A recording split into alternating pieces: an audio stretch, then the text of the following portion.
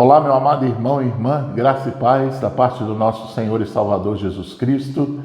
Estamos iniciando mais um estudo bíblico que nós temos todas as quartas-feiras, às 19 horas, aqui na IPI de Alpinópolis. Ainda é exclusivamente virtual, por causa dos protocolos de saúde, mas prosseguindo os nossos estudos para a nossa edificação, para a glória de Deus e para a bênção nossa. Gostaria de ler um texto com os irmãos que se encontra na segunda carta do apóstolo Paulo a Timóteo, no capítulo 2,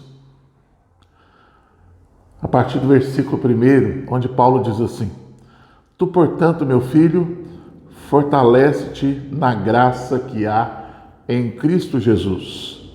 O que ouviste de mim diante de muitas testemunhas, transmite a homens fiéis e capacitados, a fim de que possam igualmente discipular a outros. Estou lendo na versão King James. É muito interessante quando nós vemos o apóstolo Paulo, no seu tratamento paternal até, com a vida de Timóteo, dando esses conselhos preciosos para ele. Paulo diz aqui que é preciso que Timóteo tenha consciência de que aquilo que ele aprendeu de Deus. Em outros textos de Timóteo, das cartas que Paulo escreveu a Timóteo, há essa menção, que aquilo que ele havia aprendido segundo o modelo de Deus, e de que, segundo esse ensinamento, segundo esse aprendizado que ele tinha, ele precisava também, a partir dele, a partir daquilo que ele mesmo havia recebido, transmitir a outros para que estes pudessem ensinar a outros. Ou seja, a vida cristã, ela se baseia no discipulado. E o discipulado é muito mais do que uma classe de catecúmenos, é muito mais do que um período formal na vida da igreja. Discipulado é viver Cristo, é viver a vida cristã. E Paulo faz aqui esse apelo, essa menção, essa exortação a Timóteo, para que ele possa ensinar a homens idôneos, fiéis, para que estes também possam instruir a outros. O estudo da palavra de Deus é algo que é fundamental, é algo que é essencial para a vida de um cristão verdadeiro.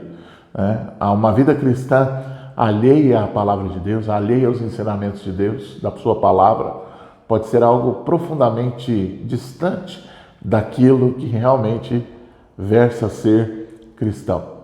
E por isso, nós louvamos a Deus porque podemos dedicar esse tempo a um pouco do estudo da palavra de Deus, e já estamos 20 semanas, completando hoje, estamos estudando a carta de Paulo aos Efésios, e querendo o Senhor, prosseguiremos, porque entendemos que toda a Escritura é inspirada por Deus e útil para o ensino, para a repreensão, para a educação na justiça, para a correção, a fim de que o homem de Deus seja perfeito e perfeitamente habilitado para toda boa obra.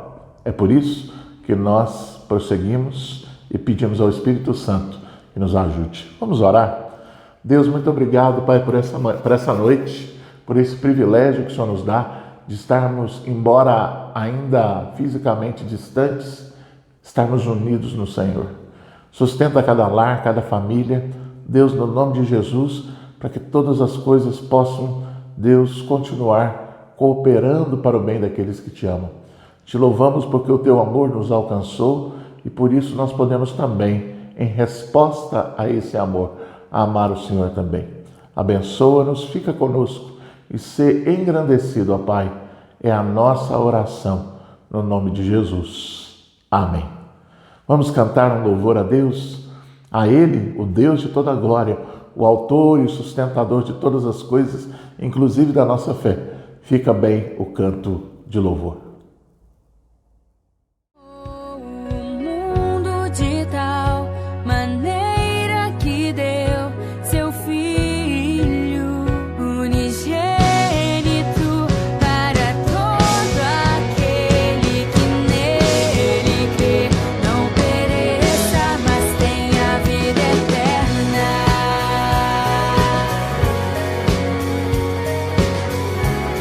Pela graça fui salvo.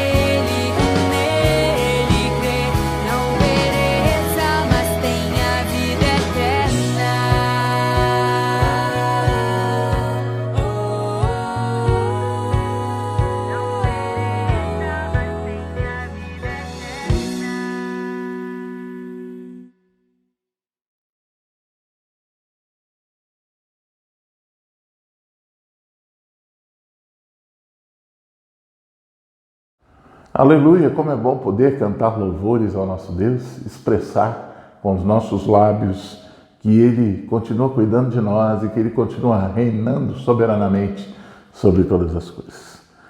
Por isso, dando sequência aos nossos estudos, esse é o nosso alvo primordial dessa noite, eu queria te convidar para que você abrisse a sua Bíblia comigo lá em Efésios, capítulo 3, agora do versículo 14 até o versículo 21.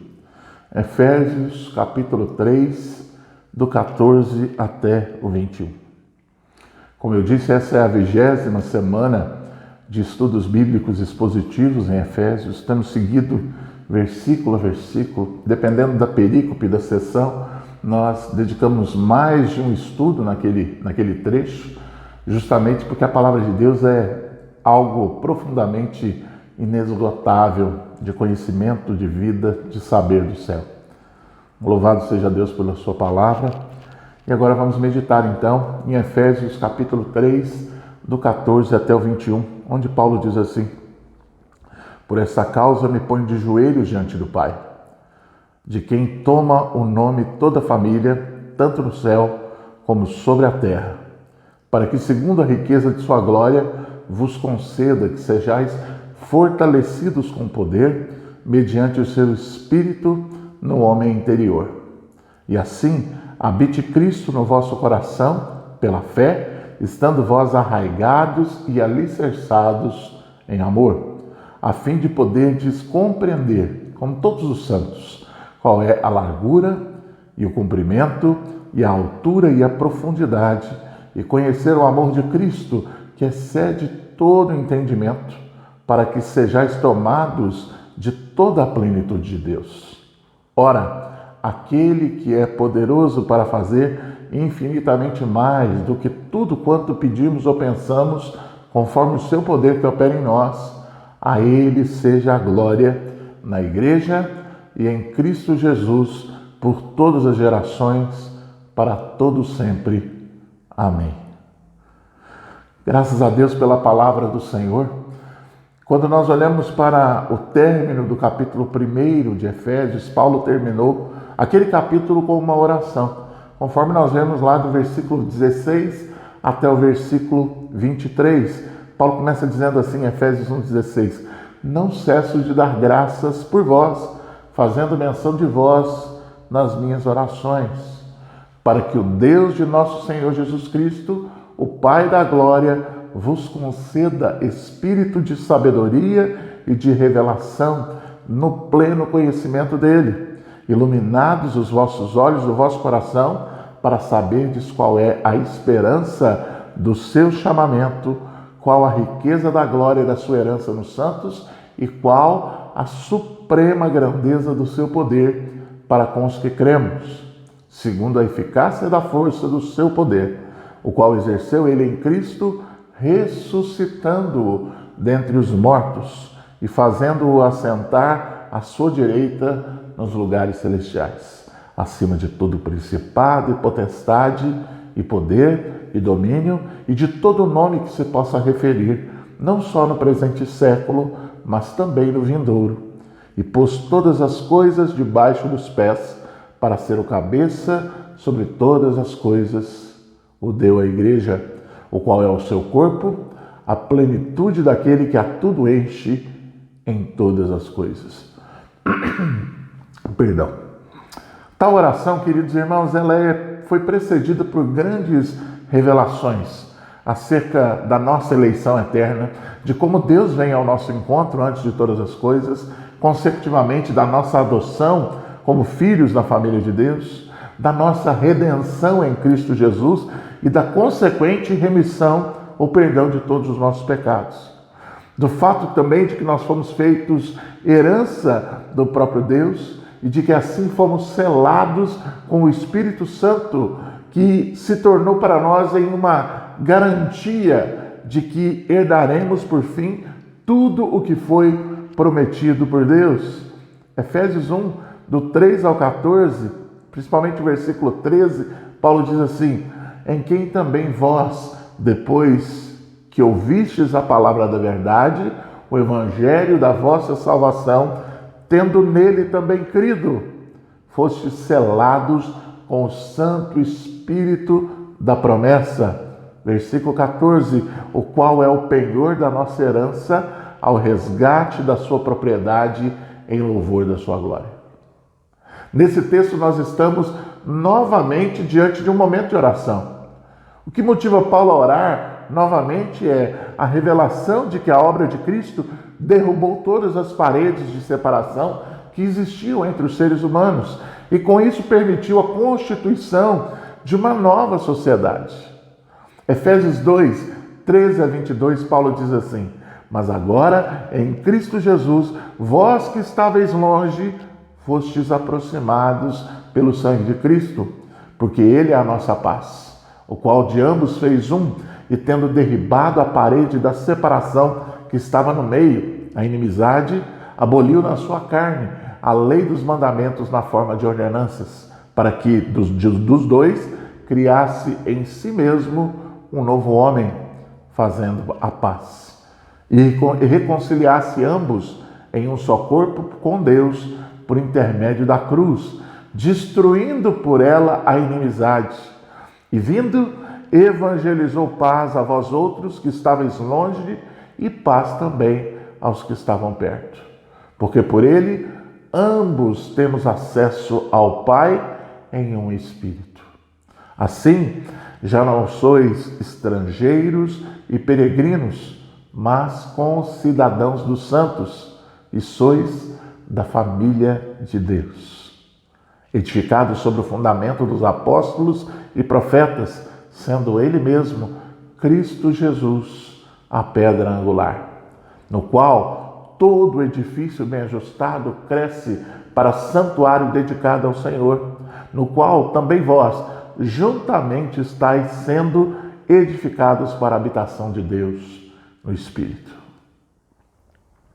O envolvimento pessoal de Paulo na transmissão dessa verdade, meus amados, era que ele se considerava o menor de todos os cristãos. É interessante, a visão que Paulo tinha de si mesmo não é uma visão de coitadismo, de vitimismo, mas uma visão onde exacerbava-se nele o desejo de que Deus fosse glorificado, de que Deus fosse manifesto em detrimento à sua própria condição. Né? Efésios 3,8, Paulo diz assim: a mim, o menor de todos os santos, me foi dada a graça de pregar aos gentios o evangelho das insondáveis riquezas de Cristo.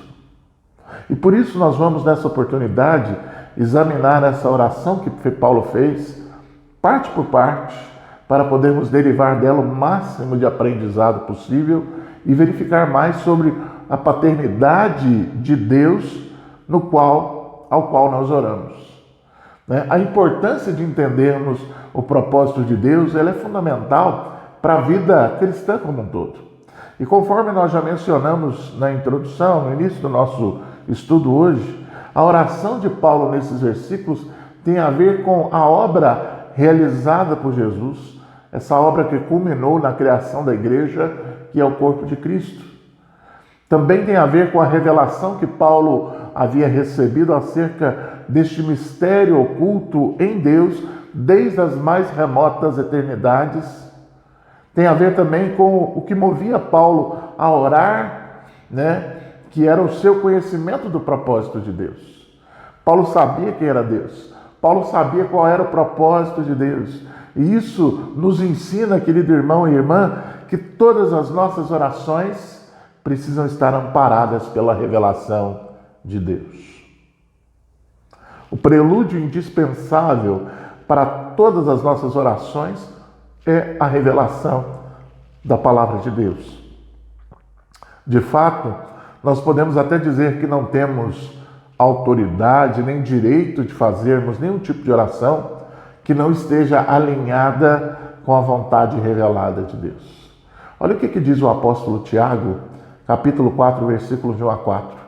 De onde procedem guerras, contendas que há entre vós? De onde, senão, dos prazeres que militam na vossa carne? Cobiçais e nada tendes, matais e invejais e nada podeis obter. Viveis a lutar e a fazer guerras. Nada tendes porque não pedis. Pedis e não recebeis porque pedis mal, para esbanjardes em vossos prazeres. Infiéis, não compreendeis que a amizade do mundo é inimiga de Deus? Aquele, pois, que quiser ser amigo do mundo, constitui-se inimigo de Deus. Como nós podemos saber ou conhecer o propósito de Deus? Talvez seja uma pergunta que emane naturalmente dessa condição. Como saber a vontade de Deus? Como conhecer o propósito de Deus? E a única forma segura para que nós conheçamos o propósito e a vontade de Deus é conhecer o propósito da sua palavra revelada. Nós falamos de revelação aqui o tempo todo.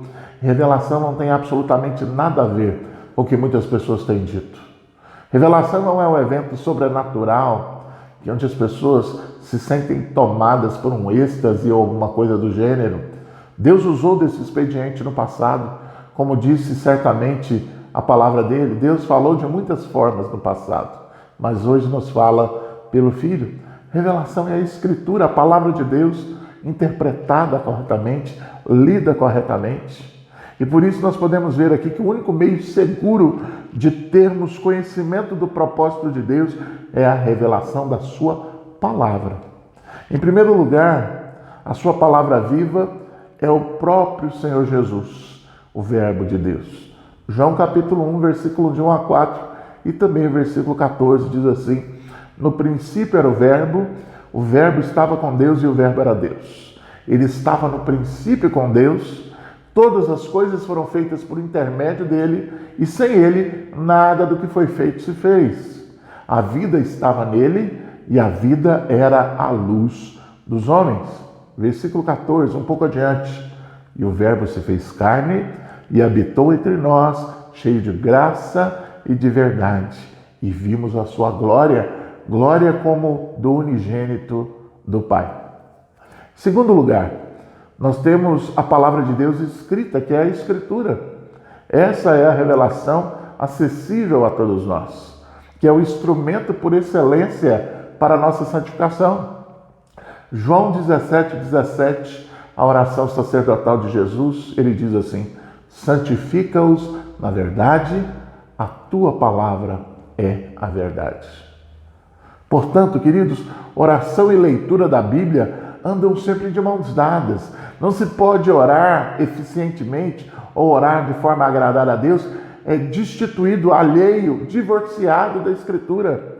É através da leitura da Bíblia que nós descobrimos o propósito de Deus e é através da oração que nós pedimos a Deus que implemente o seu propósito em nossas vidas e também na vida dos nossos irmãos e de todos os queridos. E nós olhamos para Paulo e vemos um grande modelo para nós. Paulo diz: eu me ponho de joelhos. Os judeus não oravam ajoelhados, isso é importante ressaltar. Ao contrário, os judeus costumavam ficar de pé para fazerem as suas orações. Nós temos, por exemplo, a parábola dos dois homens que subiram ao templo, lá em Lucas 18, do 9 a 14, que relata essa particularidade da oração judaica. E por esse motivo a expressão de Paulo de se colocar de joelhos é uma grande novidade, digamos assim, e indica uma abordagem diferente no ato de orar. Existe um precedente no Antigo Testamento para uma oração feita de joelhos que se encontra lá em Esdras, no capítulo 9, versículos 5 e 6, que diz assim: na hora do sacrifício da tarde, levantei-me da minha humilhação com as vestes e um manto já rasgado, me pus de joelhos, estendi as mãos para o Senhor meu Deus e disse: meu Deus, estou confuso e envergonhado para levantar a ti a face. Meu Deus, porque as nossas iniquidades se multiplicaram sobre a nossa cabeça e a nossa culpa cresceu até os céus. Em outras passagens, nos falam de pessoas que se prostraram completamente no chão. Josué, por exemplo, após os hebreus terem sido derrotados pelos habitantes de Ai, lá em Josué 7,6, diz que Josué rasgou as suas vestes e se prostrou-se em terra sobre o rosto perante a arca do Senhor até a tarde. Ele, Josué, e os anciãos de Israel e deitaram pó sobre a cabeça. Ou ainda, nós temos como o próprio Senhor Jesus no jardim do Getsêmani, Mateus 26:39, adiantando-se um pouco, prostrou-se sobre o seu rosto, orando e dizendo: meu Pai, se possível, passa de mim este cálice. Todavia, não seja como eu quero, e sim como tu queres.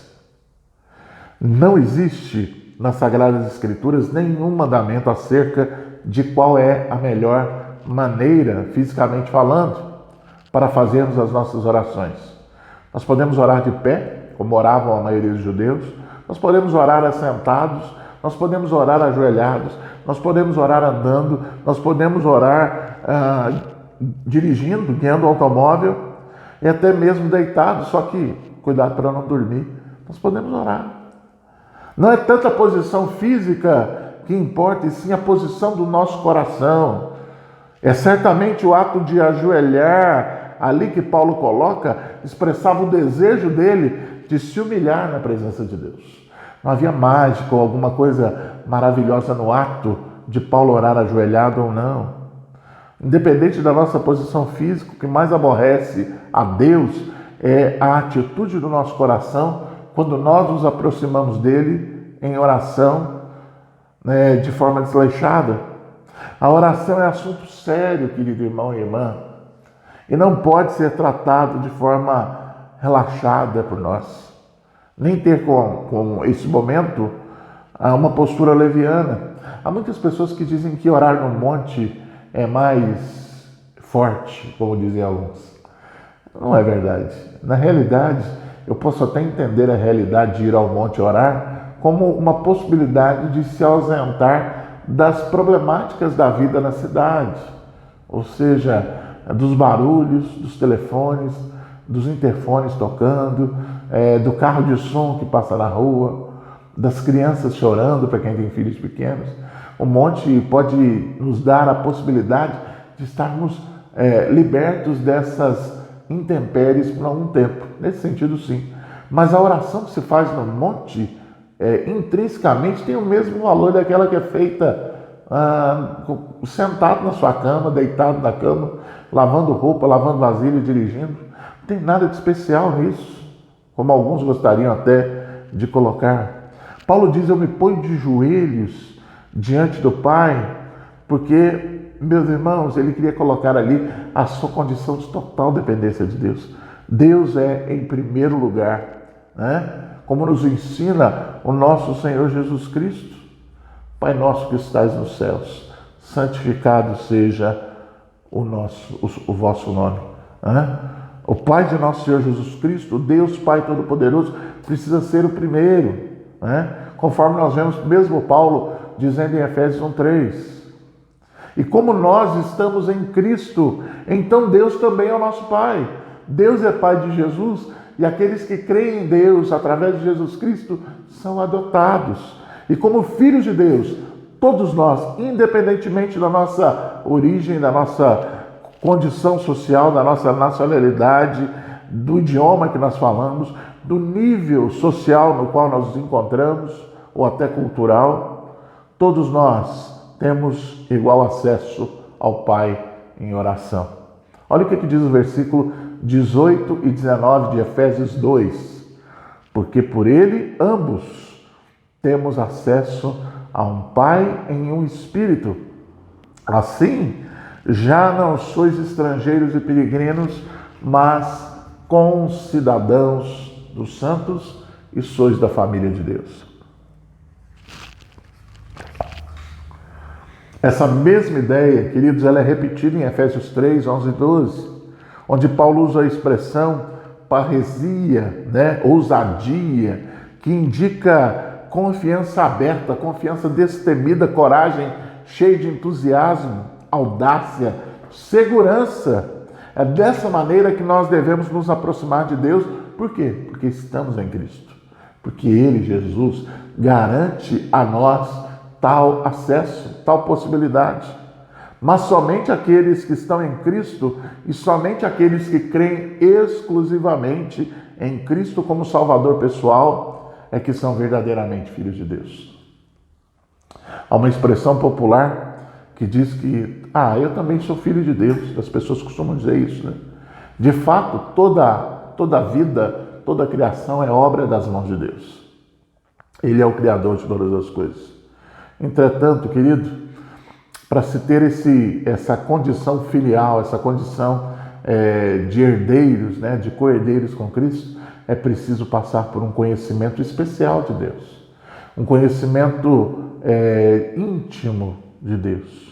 Quando nós alinhamos a nossa vontade em oração com a própria vontade de Deus, quando nós conhecemos a vontade de Deus e partimos para que a nossa vontade seja alinhada à vontade de Deus, né? O Deus, o nosso Senhor Jesus Cristo, como diz o apóstolo Paulo, o Senhor nos promete o seguinte, lá em João 15, versículo 7, Jesus falando: se permanecerdes em mim e as minhas palavras permanecerem em vós, pedireis o que quiserdes e vos será feito. O que Jesus está falando aqui? Quer dizer que se eu estiver em Cristo eu posso pedir qualquer coisa que Deus vai fazer? É óbvio que não. Primeiro, para quem está em Cristo, e ele coloca aqui essas condicionantes, né? Se permanecerdes em mim, ou seja, se estiver ligado a Cristo, isso é uma condição de total obediência e de submissão. Então, aquele que é submisso a alguém, em qualquer esfera que seja, deve protocolos, formas de ser, segundo aquele a quem se submete. Então, se permanecerdes em mim, ou seja, debaixo das minhas normas, e as minhas palavras permanecerem em vós, ou seja, se você viver segundo a regra da palavra, você vai pedir o que você quiser e vai ser feito. Ou seja, a sua vontade vai estar alinhada à vontade de Deus e a vontade de Deus fatalmente acontecerá. Esse tipo de pedido, obviamente, não é um cheque em branco. Ele só vale se a nossa intenção estiver firmemente alicerçada à vontade revelada de Deus. João capítulo 15, versículo 8 ao versículo 11, diz o nosso Senhor a nós: nisto é glorificado meu Pai, em que deis muito fruto, e assim vos tornareis meus discípulos. Como o Pai me amou, também eu vos amei. Permanecei no meu amor. Se guardardes os meus mandamentos, permanecereis no meu amor, assim como também eu tenho guardado os mandamentos de meu Pai, e no seu amor permaneço. Tenho-vos dito essas coisas, para que o meu gozo esteja em vós e o vosso gozo seja completo. De todos os mandamentos que Jesus nos deu, querido irmão e irmã, nenhum é maior do que este. João capítulo 15, versículo 12. O meu mandamento é este, que vos ameis uns aos outros, assim como eu vos amei. Como foi que Jesus nos amou? Jesus mesmo nos responde dizendo, lá em João 15, versículo 13 e 14, ninguém tem maior amor do que este, de dar a alguém a própria vida em favor dos seus amigos. Vós sois meus amigos, se fazeis o que eu vos mando. Quanto tempo nós temos investido em sincera e fervorosa oração uns pelos outros? Nesse tempo de quarentena, de isolamento social, certamente nós temos tido mais tempo para nos dedicar à oração e à leitura bíblica. Quanto tempo, então, nós temos investido pedindo que Deus transforme a nossos irmãos, como a nós também, como cópias exatas de Jesus Cristo, para que nós sejamos parecidos com Ele? Este é o propósito supremo de Deus, meu querido irmão e irmã. Fazer-nos réplicas exatas de Jesus Cristo. Efésios capítulo 4, versículo 13, até que todos cheguemos à unidade da fé e do pleno conhecimento do Filho de Deus, à perfeita varonilidade, à medida da estatura da plenitude de Cristo. Ou seja, Deus está trabalhando para que nós sejamos exatamente aquilo que Ele nos fez para ser, parecidos com Jesus. Cristãos, de fato, pequenos cristos. Quanto tempo, então, nós temos investido pedindo para a conversão dos perdidos, orando pelas pessoas? Essas são orações que Deus vai sempre honrar, meu querido irmão. Meus irmãos e irmãs, Jesus nos abriu através da morte na cruz, do seu sacrifício no Calvário, um novo e vivo caminho que nos conduz diretamente à presença de Deus, nosso Pai. Deixemos as palavras da própria Bíblia nos consolarem e nos fortalecerem. Hebreus capítulo 10, versículos 19 até o 24. Diz assim: tendo, pois, irmãos, intrepidez para entrar no Santo dos Santos pelo sangue de Jesus, pelo novo e vivo caminho que ele nos consagrou pelo véu, isto é, pela sua carne, e tendo grande sacerdote sobre a casa de Deus, aproximemo-nos com sincero coração, em plena certeza de fé, tendo o coração purificado de má consciência e lavado o corpo com água pura. Guardemos firme a confissão da esperança, sem vacilar, pois quem fez a promessa é fiel. Consideremos-nos também uns aos outros para nos estimularmos ao amor e às boas obras. Jesus quer transformar a nossa vida. Jesus quer mudar a nossa história. E sabe, meu querido irmão e irmã, a paternidade que Deus nos confere, nos concede em Jesus Cristo, não é simplesmente para que nós façamos parte do povo de Deus. Obviamente, essa é uma consequência abençoadora, mas Jesus, no seu sacrifício e no plano de Deus, que amou o mundo de tal maneira, tem como propósito, nessa filiação, nessa paternidade, que nós também sejamos participantes do ministério de Cristo sobre a terra, do espalhar da boa nova do Evangelho, de orar pelas pessoas, de termos a vontade de Deus expressa nas nossas vidas, de termos a palavra de Deus em alta conta. Infelizmente, muitos ditos cristãos dos nossos dias não sabem sequer achar um livro na Bíblia sem alguma dificuldade, sem ter que recorrer ao índice, justamente porque não tem intimidade com a palavra de Deus. Querido, nós precisamos ter essa intimidade, porque dessa intimidade com a palavra resultarão, óbvia e inequivocamente, o reflexo da comunhão que nós temos com Deus. Se nós temos real e verdadeira comunhão com Deus, nós precisamos ter real e verdadeira comunhão com a sua palavra, aprendendo dela os preceitos, os modelos, a vontade de Deus para a nossa vida. Agarre-se a essa palavra, junte-se a ela, porque dela procedem o caminho, a verdade e a vida, porque Jesus é a manifestação, a encarnação da própria palavra. Vamos orar, pedindo a Deus que nos abençoe nessa noite de estudo bíblico. Certamente temos muito a progredir, todos nós. Nenhum de nós está pronto ainda. Nenhum de nós conhece a Bíblia o suficiente. Nem os pastores, nem os membros mais novos, nem os mais experientes. Todos nós prosseguimos nesse aprendizado como disse o apóstolo Paulo em Filipenses, de prosseguir para o alvo. Não havemos alcançado esse alvo ainda, mas prosseguimos para ele, para o prêmio da soberana vocação de Deus em Cristo Jesus. Agarre-se nesse propósito, coloque-o na mais alta conta, para que essa paternidade, esse pertencimento façam absoluto sentido nas nossas vidas. Vamos orar? Ó Deus, muito obrigado, ó Pai, pela oportunidade que o Senhor nos dá nessa noite de meditarmos na sua palavra. Fala-nos, Senhor, no nome de Jesus, ao nosso coração, à nossa mente, para que o Senhor seja glorificado, a nossa vida seja edificada e abençoada e o Senhor seja exaltado. Te agradeço pelo privilégio que temos de livremente acessar a Tua palavra e de por ela podermos guiar a nossa vida. Que Teu Espírito sempre a aplique ao nosso coração e que o Senhor seja glorificado em todo o tempo. É a nossa oração no nome de Jesus. Amém. Amém, querido irmão e irmã. Que Deus abençoe a sua vida e que, se Deus quiser, nós nos encontramos nos nossos encontros oficiais, que são às quartas, como hoje, às 7 da noite, aos domingos, às 9 da manhã, na nossa escola dominical, e também às 7 da noite, o nosso culto de adoração.